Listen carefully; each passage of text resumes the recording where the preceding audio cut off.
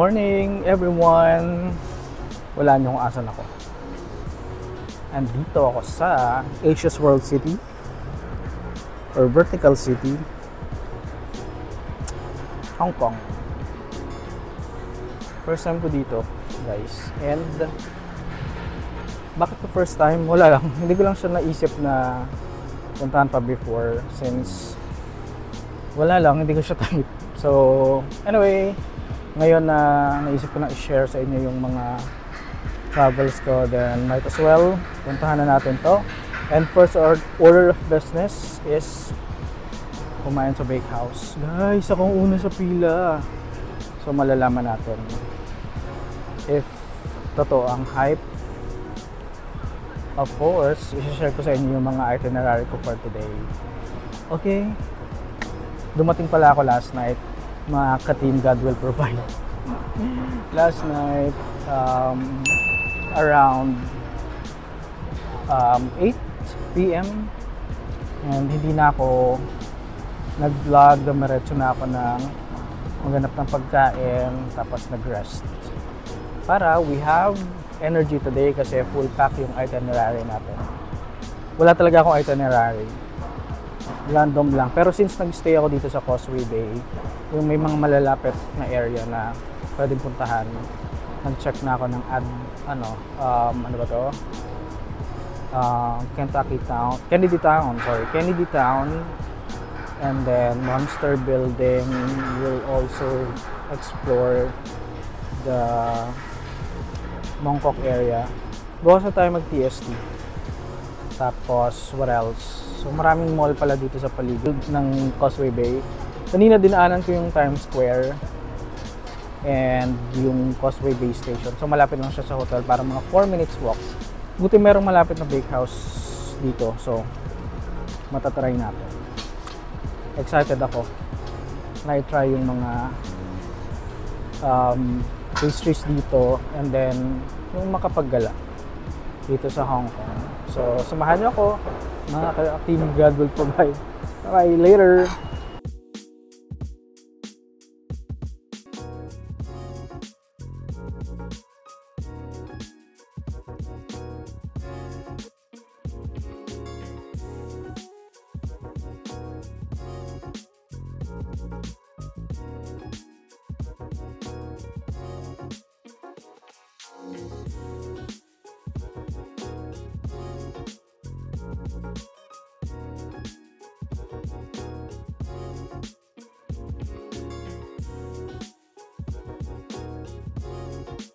Hi guys!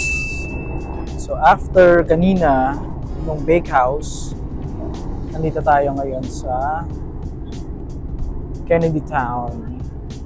So parang ano siya, merong boulevard, tapos merong dagat.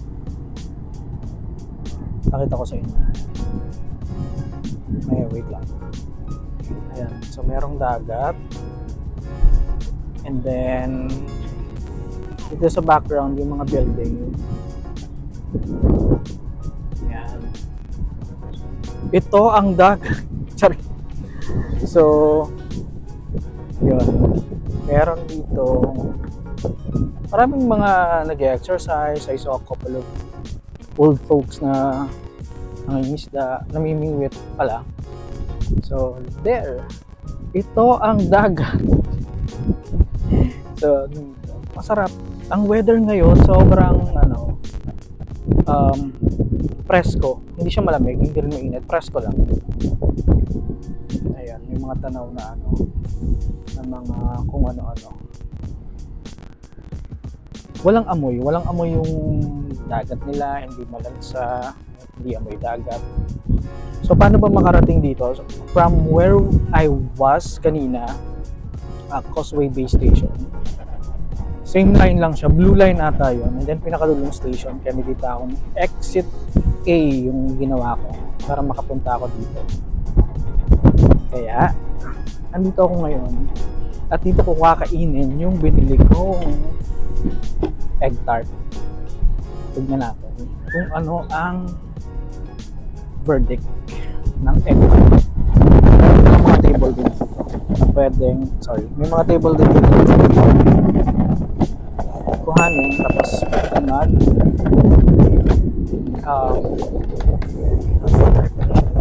yan, stick pa na natin yung hectare. Ito nyo ba? Try natin.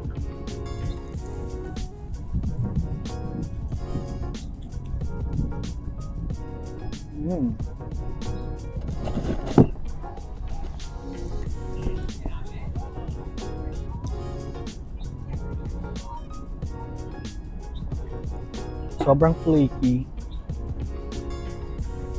and sobrang smooth ng custard.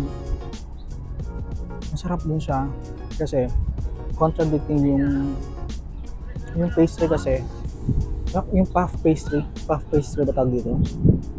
Maalat siya, tapos the custard is ang tamis isa pa.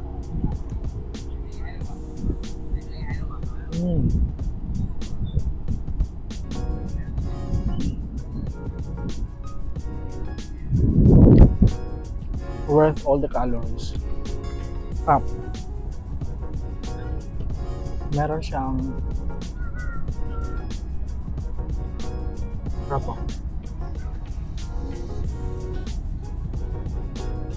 ano siya, 75 box of 6. Kagating ko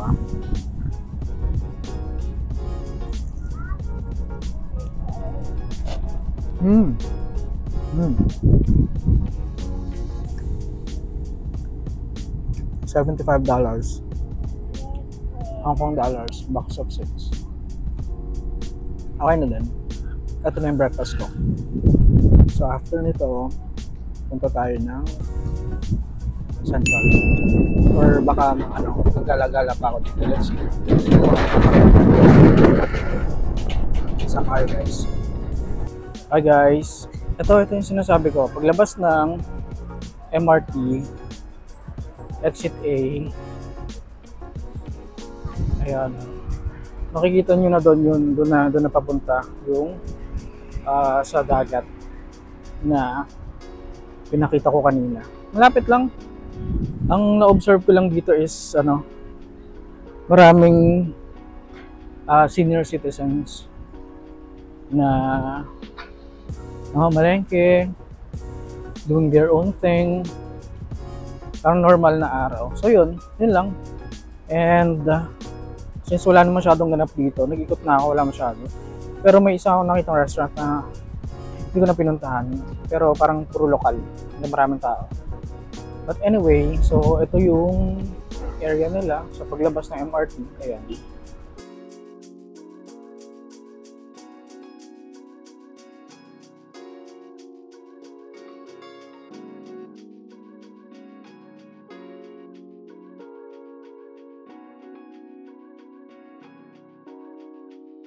Hi guys! Gaya ng promise ko, i-share ko sa inyo yung room na nabook ko dito sa Hong Kong. So currently I'm staying at Best Western Hotel, Causeway Bay. Nabook ko siya sa Klook and papakita ko sa inyo mamaya kung magkano. Okay, pagpasok dyan, dito na kagad yung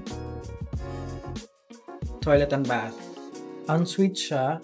So there, medyo makalat guys kasi nagamit ko na. Ating water closet, wala siyang bidet, shower, hot and cold, malakas yung pressure niya. And ang gusto ko dito is meron siyang texture, magkaibang texture. Ito parang mosaic na may may texture siya na tiles na maliliit. And then ito naman yung malalaking pattern. Tapos mayroong mirror. Then wala nga lang toothbrush. So meron akong dalawang toothbrush, isang pang gabi, isang pang umaga. Then the soap. And then dahil nga walang bidet, so umuli ako na to bago mag-shower. Yun. So meron dito parang pwede kang magsabit ng damit, and then ang maganda dito is naka-wallpaper yung wall nila. Ayan, tapos merong TV, and then merong kitchenette dito. na nilagyan ko na ng mga gamit ko. Merong tea, coffee dyan, pero natatakpan ng mga water tsaka ng towel. Pero yun lang. And then the bed is queen size, double bed, tapos merong working space dyan. And then there's a painting, tapos meron ding accent kasi, diba, pag nakita nyo parang plain siya. And then merong accent yung wallpaper. And of course, painting, and ang pinakabongga dito is may chandelier, kaya sobrang ganda nung lighting nitong room na to. And then may view tayo sa labas ng Causeway Bay area. Ayun, so the color is muted na parang old rose, tapos may gold. So yun yung nabook ko dito. Magkano ba to? So nasa Causeway Bay siya. It's parang 2 minutes away from Times Square. So ito yung itsura niya sa clock. Wait lang, hanapin ko lang. So itong hotel ko na to guys is nabook ko ng I think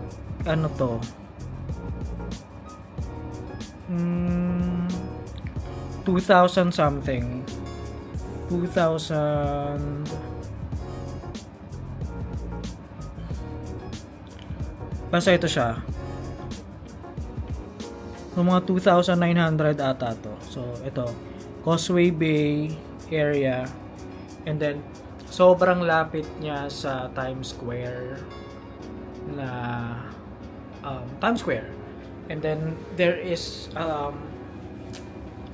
an MTR station, sobrang lapit lang din sa Times Square. Parang, well, it's within Times Square. And dahil nandito na rin tayo sa vlog na to, share ko sa inyo yung mga sa travel ko. So, dumating ako kahapon, hindi na ako nakapag-share nung kung ano nangyari. Requirements, of course, passport na valid for at least more than 6 months. E-travel, and then kung working kayo, COE, yun yung prepare ko. And then hotel booking, return ticket. Yun lang prepare ko. Hindi ako prepare ng bank cert or ano. Kasi feeling ko Hong Kong lang naman. And then kaka-travel ko lang 3 months ago. So parang fresh pa. So pagdating sa immigration, wala namang tinanong sa akin. Parang third time ko nang nangyari na walang tinanong sa akin kahit ano sa immigration. And then after nun, yun, nag-board na. Cathay Pacific yung sinakyan ko. Tapos, dumating ako dito sa Hong Kong kagabi, mga bandang 8 or 9 PM na yata. And then, so nag-ano din ako, nag-Hong Kong Express kasi gabi na. Hindi na ako nag-bus. So, nag-book ako ng Hong Kong sa Klook din, Hong Kong Express. Sa Hong Kong Station ako bumaba. 1,400 round trip. Yun. Yung Octopus card hindi na ako nakabili kasi gabi yung dating ko, hanggang 9 PM lang sila, so hindi na ako bumili. Doon na ako bumili sa station kasi malapit naman dito. And so kanina, ano bang agenda ko kanina? Ang dami kong pinuntahan na hindi ko na na-vlog guys kasi sobrang nalibang ako kakatingin ng mga sapatos and all. So nung umaga pumunta akong Kennedy Town or K-Town. And then pumunta ako ng Mongkok area, Sneaker Street, tapos Ladies Market ba yun? And then City Gate Outlet Mall. Yun. So ito pala yung Octopus card. May laman na siyang $150, $200 ko nabili sa Hong Kong. So yun lang guys, nag-chill lang ako dito. Ininom ko yung favorite kong sa 7-Eleven. Milky slash siyang yogurt. Yun. So yun lang guys. Hopefully tomorrow makakommit talaga ako mag-vlog. And I'll see you guys. Mga ka-Team God will provide. I'll see you guys very soon. And please continue liking my supporting my channel by clicking the like button, the share, and subscribe kung di pa kayo nakapag-subscribe. And follow me on my social media channels na nandito or pwedeng nandito. Basta nandyan, ilalagay ko. And medyo lumalaki na yung family natin, guys. Thank you sa support. And I'll see you, all of you, sa next vlog ko, which is going to be tomorrow, dito pa rin sa Asia's World City and the Vertical City, Hong Kong. Ciao everyone! Bye-bye!